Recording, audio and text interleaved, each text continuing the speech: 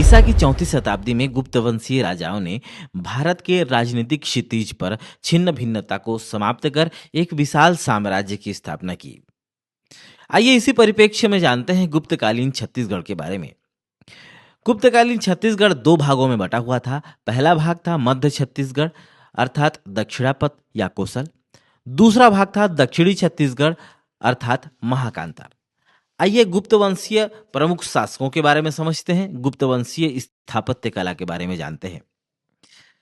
गुप्त वंशीय शासक समुद्रगुप्त के बारे में बालचंद्र जैन के अनुसार गुप्त वंश का प्रभाव छत्तीसगढ़ में उस समय दिखाई पड़ता है जब समुद्रगुप्त ने आर्यावर्त के राजाओं को पराजित किया एवं दक्षिणापथ की विजय यात्रा शुरू की। दक्षिणापथ विजय के बारे में समझें तो समुद्रगुप्त के दरबारी कवि हरिसेन कृत प्रयाग प्रशस्ति से जानकारी मिलती है कि गुप्त वंशीय शासक समुद्रगुप्त ने दक्षिणापथ विजय यात्रा के दौरान कोसल के राजा महेंद्र व महाकांतार के राजा व्याघ्रराज को पराजित किया।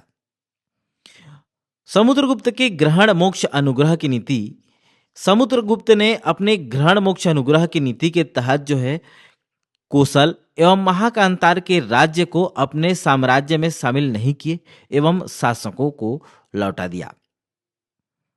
समुद्रगुप्त की पत्नी रूपा देवी के साक्ष्य महासमुंद के कोपरा ग्राम से प्राप्त होते हैं। मान्यता अनुसार समुद्रगुप्त ने दक्षिण विजय अभियान के दौरान महानदी के तट पर डेरा लगाया था, इसीलिए इस जगह का नाम महासमुंद पड़ा। अगले शासक हैं रामगुप्त। इनका सिक्का दुर्ग के बानाबरत से मिला है। इसके पश्चात हैं चंद्रगुप्त द्वितीय, जिन्होंने अपनी पुत्री प्रभा देवी का विवाह वाकाटक नरेश रुद्रसेन द्वितीय के साथ करवाया था। चंद्रगुप्त द्वितीय के नवरत्नों में शामिल कालिदास ने छत्तीसगढ़ प्रवास के दौरान मेघदूत ग्रंथ की रचना रामगढ़ की पहाड़ी में किया। अगले शासक है कुमारगुप्त। आरंग से 5वीं शताब्दी का रत्न जड़ित मयूर सिक्का प्राप्त हुआ है, जिसमें परम भगवत महाधिराज श्री कुमारगुप्त महेंद्रादित्यस्य अंकित है।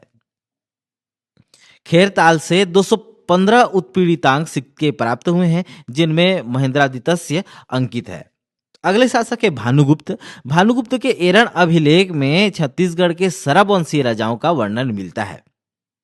इसमें सरब राज को गोपराज का नाना कहा गया है, जो भानुगुप्त का सामंत था। आइए जानते हैं गुप्तकालीन स्थापत्य कला के बारे में। गुप्त काल अपने स्थापत्य के लिए विशेष रूप से जाना जाता है। इस काल में नागर शैली में कला का विकास हुआ। छत्तीसगढ़ में गुप्तकालीन स्थापत्य की बात करें तो पहला साक्ष्य है विष्णु